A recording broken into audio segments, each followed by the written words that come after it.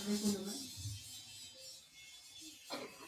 माँ शारदे के प्रांगण में मैं परम सम्माननीय आदरणीय मजिस्ट्रेट सर और उनके साथ में आदरणीय जो मगनी हवाई लोगों और विद्यालय स्टाफ और प्यारे बच्चों, मैं कहा विद्यालय में हार्दिक अभिनंदन और स्वागत करती हूँ कि आज इन्होंने हमें शुभ अवसर दिया, मुझे भी इनको सुनने का मौका मिला। अभी इन्होंने नशा कितनी प्रकार का होता है उसके बारे में हमें अवगत कराया और उससे किस तरह से हम बचाव कर सकते हैं उसके बारे में भी इन्होंने बहुत ही अच्छी जानकारी दी। उस जानकारी को बच्चों हमें अपने जीवन में भी उतारना है।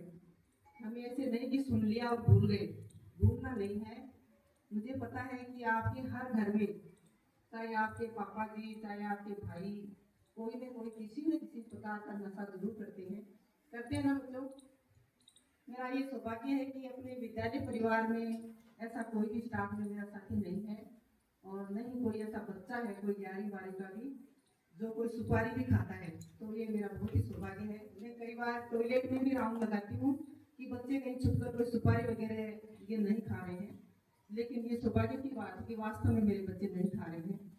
तो ये मैं मान के चलती हूँ कि उनके परिवार भी जो है वो बहुत ही अच्छे हैं, जो अपने बच्चों का ध्यान रख रहे हैं।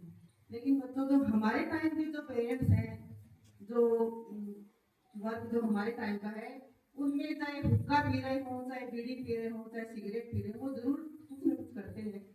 तो पहले के टाइम में जैसे अभी सर ने बताया, उसको नशे में नहीं मानते थे, लेकिन आजकल जैसे जैसे समय में परिवर्तन हो रहा है, तरह तरह के नशे आ गए जिनका मैं भी नहीं जानती।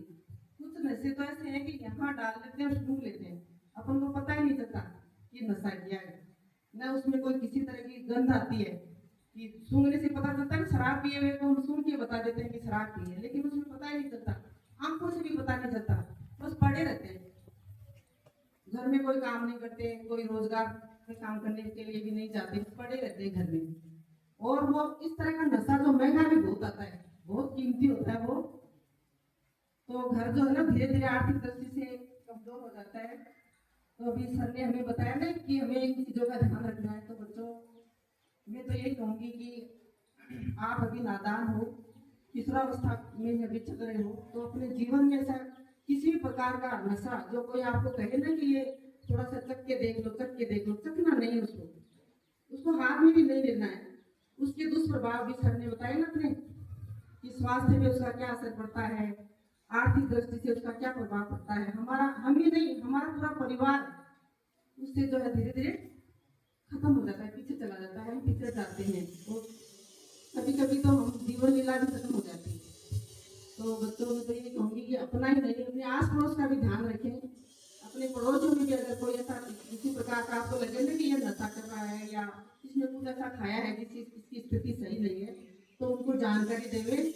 और आपको तो कभी भी उस रास्ते नहीं जाना, छूना भी नहीं है। कोई आपको कहे ना कि एक बार लेके देखो, जैसे कई बार क्या चुटकी सुपारी लाते हैं ना फिर कोई, तो कहते हैं कि एक बार लेके देखो। हमें मेरे खुद के जीवन में स्टाफ में तो मैं पहले थी, तो एक दो टीचर को ना चुटकी आती थी, अभी भी आती होगी कि एक बार करके देखो मैडम, ये तो ना एक तरह से सौंफ ही है, उसमें सौंफ ही है।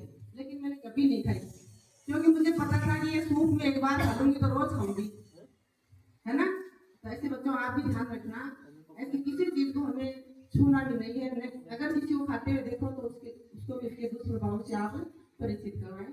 तो आज का जो ये कार्यक्रम है ये बहुत ही शानदार रहा।